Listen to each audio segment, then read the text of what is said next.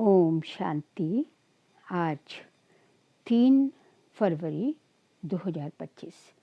आज के ईश्वरीय महावाक्यों में हमारे परम पिता परमात्मा शिव कहते हैं, मीठे बच्चे, आत्मा रूपी ज्योति में ज्ञान योग का घृत डालो तो ज्योत जगी रहेगी। ज्ञान और योग का कॉन्ट्रास्ट अच्छी रीति समझना है। आत्मा रूपी ज्योति में ज्ञान योग का घृत डालो तो ज्योत जगी रहेगी। ज्ञान और योग का कॉन्ट्रास्ट अच्छी तरह समझना है। प्रश्न है, बाप का कार्य प्रेरणा से नहीं चल सकता, उन्हें यहाँ आना ही पड़े, क्यों? उत्तर है, क्योंकि मनुष्यों की बुद्धि बिल्कुल तमो प्रधान है। तमो प्रधान बुद्धि प्रेरणा को कैच नहीं कर सकती। बाप आते हैं तब तो कहा जाता है, छोड़ भी दे आकाश सिंहासन, अब धरती पे आ जा रे। गीत की ही वजह है, छोड़ भी दे आकाश सिंहासन, अब धरती पे आ जा रे। ओम शांति। भक्तों ने ये गीत बनाया है, अब इसका अर्थ कैसा अच्छा है। कहते हैं, आकाश सिंहासन छोड़कर आओ। अब आकाश तो है यहाँ, ये है। अब आकाश तो है, ये है। ये है रहने का स्थान। आकाश से तो कोई चीज आती नहीं। आकाश सिंहासन कहते हैं। आकाश तत्व में तो तुम रहते हो और बाप रहते हैं मम और बाप रहते हैं ब्रह्म मैं तत्व में। उनको ब्रह्म या मैं तत्व कहते हैं, जहाँ आत्माएं निवास करती हैं। बाप आएगा भी जरूर वहाँ से, कोई तो आएगा ना। कहते हैं, आकर हमारी ज्योति जगाओ। गायन भी है, एक है अंधे की औलाद अंधे और दूसरे हैं सज्जे की औलाद सज्जे। धृतराष्ट्र और युधिष्ठिर नाम दिखाते हैं। अभी ये तो औलाद है रावण की। माया रूपी रावण है ना, सबकी रावण बुद्धि है। अब तुम हो ईश्वरीय बुद्धि। बाप तुम्हारी बुद्धि का अब ताला खोल रहे हैं। रावण ताला बंद कर देते हैं। कोई किसी बात को नहीं समझते तो कहते हैं, ये तो पत्थर बुद्धि है। बाप आकर यहाँ ज्योति जगाएंगे ना। प्रेरणा से थोड़े ही काम होता है। आत्मा जो सतो प्रधान थी, उनकी ताकत अब कम हो गई है, तमो प्रधान बन गई है, एकदम झुंझर बन पड़ी है। मनुष्य कोई मरते हैं तो उनका दीवा जलाते हैं। अब दीवा जलाते हैं, समझते हैं ज्योत बुझ जाने से अंधियारा ना हो जाए, इसलिए ज्योत जगाते हैं। अब यहाँ की ज्योत जगाने से वहाँ कैसे रोशनी होगी, कुछ भी समझते नहीं। अभी तुम सेंसिबल बुद्धि बनते हो। बाप कहते हैं, मैं तुमको स्वच्छ बुद्धि बनाता हूँ, ज्ञान घृत डालता हूँ।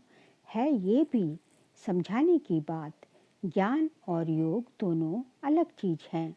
योग को ज्ञान नहीं कहेंगे। कोई समझते हैं भगवान ने आकर ये भी ज्ञान दिया ना कि मुझे याद करो, परंतु इसे ज्ञान नहीं कहेंगे। ये तो बाप और बच्चे हैं। बच्चे जानते हैं ये हमारा बाबा है, इसमें ज्ञान की बात नहीं कहेंगे। ज्ञान तो विस्तार है, ये तो सिर्फ याद है। बाप कहते हैं, मुझे याद करो बस, ये तो कॉमन बात है, इनको ज्ञान नहीं कहा जाता। बच्चे ने जन्म लिया सो तो जरूर बाप को याद करेगा ना। ज्ञान का विस्तार है। बाप कहते हैं, मुझे याद करो, ये ज्ञान नहीं हुआ। तुम खुद जानते हो हम आत्मा हैं, हमारा बाप परमात्मा परमात्मा है, इसे ज्ञान कहेंगे क्या? बाप को पुकारते हैं। ज्ञान तो है नॉलेज, जैसे कोई एमए पढ़ते हैं, कोई बीए पढ़ते हैं, कितनी ढेर किताब पढ़नी होती है। अब बाप तो कहते हैं, तुम हमारे बच्चे हो ना, मैं तुम्हारा बाप हूँ, मेरे से ही योग लगाओ, अर्थात याद करो। इसको ज्ञान नहीं कहेंगे। तुम बच्चे तो हो ही, तुम आत्माएं कभी विनाश को नहीं पाती हो। कोई मर जाते हैं तो उनकी आत्मा को बुलाते हैं। अब वह शरीर तो खत्म हो गया, आत्मा भोजन कैसे खाएगी? भोजन तो फिर भी ब्राह्मण खाएंगे, परंतु ये सब है भक्ति मार्ग की रस्म। ऐसे नहीं कि हमारे कहने से वह भक्ति मार्ग बंद हो जाएगा। वह तो चलता ही आता है। आत्मा तो एक शरीर छोड़ दूसरा लेती है। बच्चों की बुद्धि में ज्ञान और योग का कॉन्ट्रास्ट स्पष्ट होना चाहिए। बाप जो कहते हैं मुझे याद करो, ये ज्ञान नहीं है। वे तो बाप डायरेक्शन देते हैं। इनको योग कहा जाता है। ज्ञान है सृष्टि का चक्र कैसे फिरता है, उसकी नॉलेज योग अर्थात याद। बच्चों का फर्ज है बाप को याद करना। वह है लौकिक, ये है पारलौकिक। बाप कहते हैं मुझे याद करो, तो ज्ञान अलग चीज हो गई। बच्चों को कहना पड़ता है क्या कि बाप को याद करो। लौकिक बाप तो जन्मते ही याद रहता है। यहाँ बाप की याद दिलानी पड़ती है। इसमें मेहनत लगती है। अपने को आत्मा समझ बाप को याद करो। यह बहुत मेहनत का काम है। तब बाबा कहते हैं योग में ठहर नहीं सकते हैं। बच्चे लिखते हैं बाबा याद भूल जाती है। ऐसे नहीं कहते कि ज्ञान भूल जाता है। ज्ञान तो बहुत सहज है। याद को ज्ञान नहीं कहा जाता। इसमें माया के तूफान बहुत आते हैं। भल ज्ञान में कोई बहुत तीखे हैं, मुरली बहुत अच्छी चलाते हैं, परंतु बाबा पूछते हैं याद का चार्ट निकालो, कितना समय याद करते हो। बाबा को याद का चार्ट यथार्थ रीति बना कर दिखाओ। याद की ही मुख्य बात है। पतित ही पुकारते हैं कि आकर पावन बनाओ। मुख्य है पावन बनने की बात। इसमें ही माया के विघ्न पड़ते हैं। शिव भगवान वाच याद में सब बहुत कच्चे हैं। अच्छे अच्छे बच्चे जो मुरली तो बहुत अच्छी तरह चलाते हैं, परंतु याद में बिल्कुल कमज़ोर हैं। योग से ही विकर्म विनाश होते हैं। योग से ही कर्मेंद्रियां बिल्कुल शांत हो सकती हैं। एक बाप के सिवाय और कोई याद ना आए, कोई देह भी याद ना आए। आत्मा जानती है ये सारी दुनिया खलास होनी है। अब हम जाते हैं अपने घर, फिर आएंगे राजधानी में। ये सदैव बुद्धि में रहना चाहिए।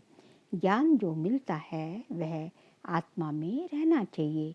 बाप तो है योगेश्वर जो याद सिखलाते हैं। वास्तव में ईश्वर को योगेश्वर नहीं कहेंगे। तुम योगेश्वर हो।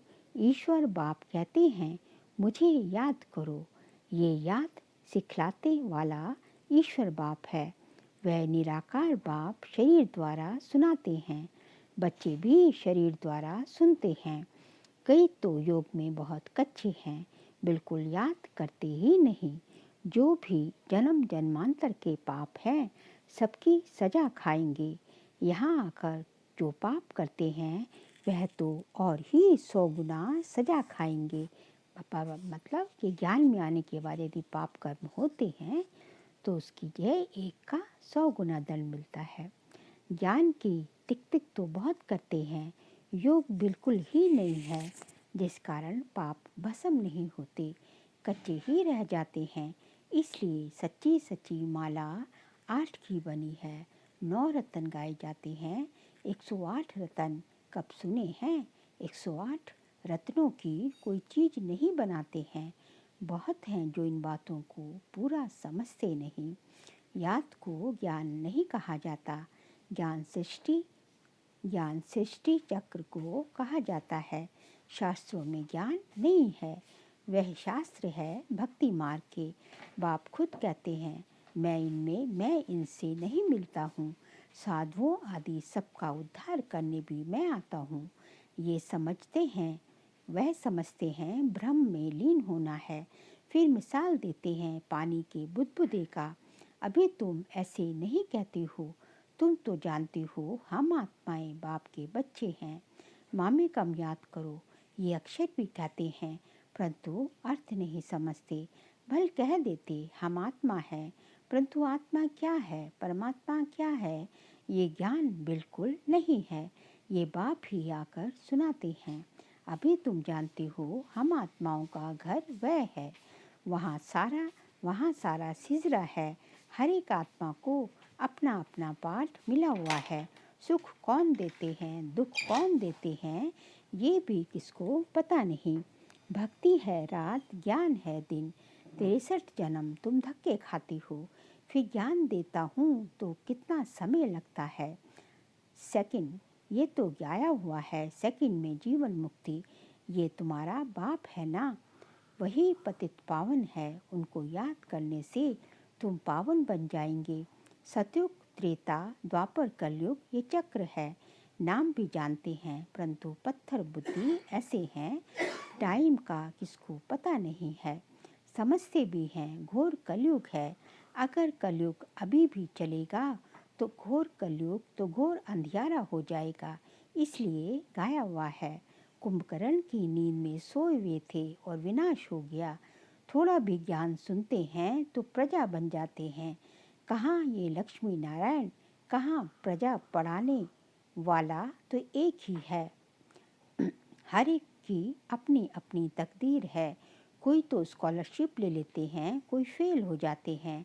राम को बाण की निशानी क्यों दी है, क्योंकि नापास हुआ। ये भी गीता पाठशाला है, कोई तो कुछ भी मार्क्स लेने लायक नहीं।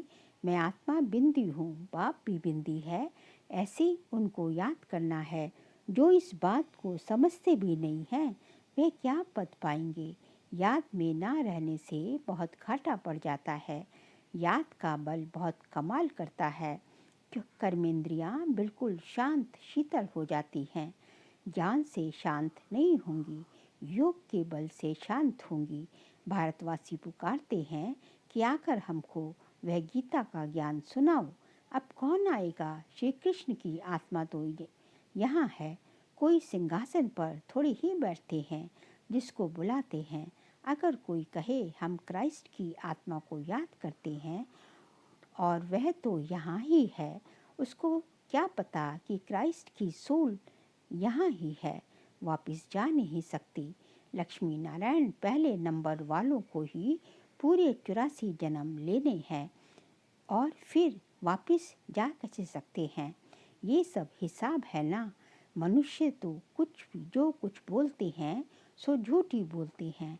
आधा कल्प है झूठ खंड, आधा कल्प है सच खंड। अभी तो हर एक को समझाना चाहिए। इस समय सब नरकवासी हैं, फिर स्वर्गवासी भी भारत ही बनते हैं, भारतवासी ही बनते हैं। मनुष्य कितने वेद शास्त्र उपनिषद आदि पढ़ते हैं, क्या इससे मुक्ति को पाएंगे। उतरना तो है ही। हर चीज सतो रजो तमो में जरूर आती है। न्यू वर्ल्ड जिसको किसको कहा जाता है, किसको भी ये ज्ञान नहीं। ये तो बाप सम्मुख बैठ समझाते हैं। देवी देवता धर्म कब किसने स्थापन किया, भारतवासियों को कुछ भी पता नहीं, तो बाप ने समझाया है। ज्ञान में भल कितने भी अच्छे हैं, परंतु योग में कई बच्चे नापास हैं। योग नहीं तो विकर्म विनाश नहीं होंगे, ऊंच पद नहीं पाएंगे। जो योग में मस्त हैं वही ऊंच पद पाएंगे। उनकी कर्मेंद्रियां बिल्कुल शीतल हो जाती हैं। देह सहित सब कुछ भूल देही अभिमानी बन जाते हैं। हम अशरीरी हैं, अब जाते हैं घर। उठते बैठते समझो अब ये शरीर तो छोड़ना है। हमने पाठ बजाया, अब जाते हैं घर। ज्ञान तो मिला है, जैसे बाप में ज्ञान है, उसको तो किसको याद नहीं करना है। याद तो तुम बच्चों को करना है। बाप को ज्ञान का सागर कहा जाता है, योग का सागर तो नहीं कहेंगे ना। चक्र का नॉलेज सुनाते हैं और अपना भी परिचय देते हैं। याद को ज्ञान नहीं कहा जाता। याद तो बच्चे को आप ही आ जाती है। याद तो करना ही है, नहीं तो वर्षा कैसे मिलेगा। बाप है तो वर्षा जरूर मिलता है। बाकी है नॉलेज, हम 84 जन्म कैसे लेते हैं।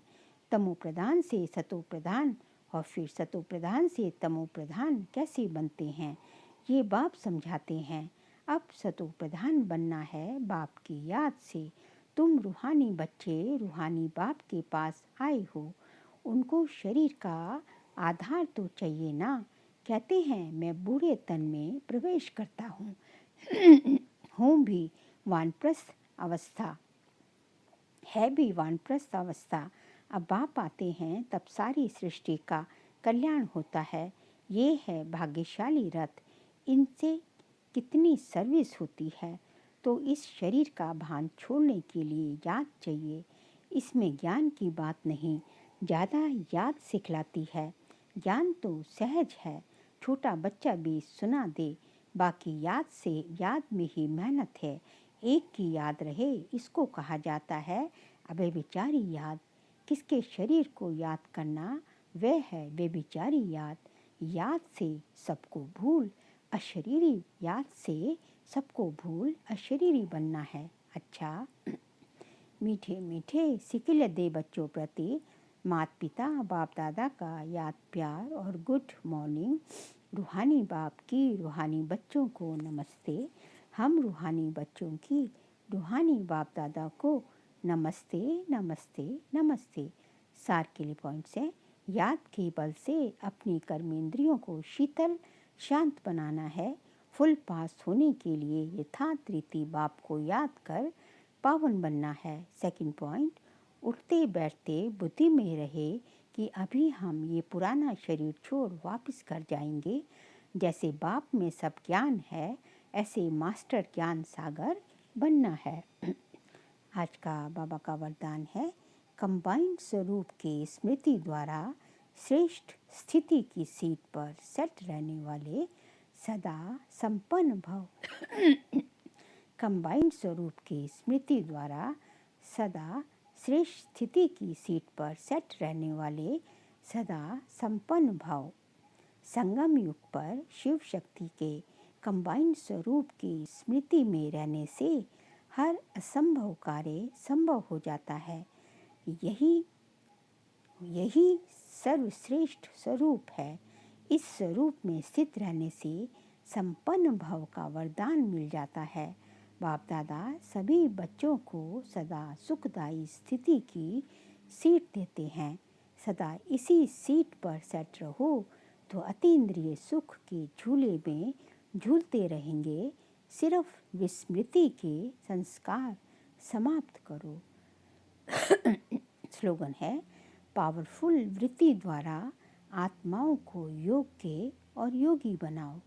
पावरफुल वृत्ति द्वारा आत्माओं को योग्य और योगी बनाओ। बाबा कहते हैं, जितनी आपकी पावरफुल वृत्ति होगी उतनी जो है आपसे जो वाइब्रेशन फैलेंगे वो बहुत शक्तिशाली फैलेंगे, और उन्हीं वाइब्रेशन से आत्माएं जो है शक्तिशाली बनेगी, योग्य बनेंगी और योगी बनेंगी।